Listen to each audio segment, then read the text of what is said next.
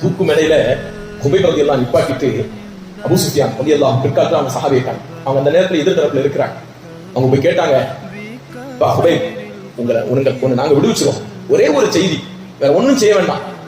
அவங்க சொன்னது, அத்துஹிப்பு அன்ன முஹம்மதன் மகானக, உன்னுடைய இந்த இடத்துல நீ நேசிக்கக்கூடிய முஹம்மத் ஸல்லல்லாஹு அலைஹி வஸல்லம் அவர்கள் நிற்பதாக நீ கருதினா போதும். உன்னுடைய தூக்கு மேடையில இதே இடத்துல நீ உயிராக நேசிக்கக்கூடிய முஹம்மது அவர்கள் நிற்பதாக உன்னால் கருத முடியுமா? அப்படி இப்படி நினைச்சாலும் உனக்கு விடுதலை. உண்மையிலே அந்த சஹாபி அப்படி செஞ்சுட்டு வந்தாங்க, ரசூலுல்லாஹ் வாழ்த்திருப்பாங்க, ஒன்றும் செஞ்சிருக்க மாட்டாங்க. அந்த நேரத்தில் அந்த சஹாபி சொன்ன வார்த்தை சொல்வார்கள், என்னுடைய இந்த தூக்கு மேடையில என் நபி நிற்பதாக நான் கற்பனை பண்ணணுமா? நான் நினைக்கணுமா? அதை நான் விரும்பணுமா? அவங்க சொல்லுவாங்க, இப்பொழுது என் நபி எங்க இருக்கிறாங்களோ அந்த இடத்திலிருந்து என் நபியினுடைய பாவத்தில் ஒரு முள் குத்துவதை கூட என்னால் தாங்க முடியாது. அப்படி இருக்கும்போது தூக்கு மேடையா என் நபிக்கு? என் நபி இப்போது எங்கே அமர்ந்திருக்கிறார்கள்? மதீனாவில்.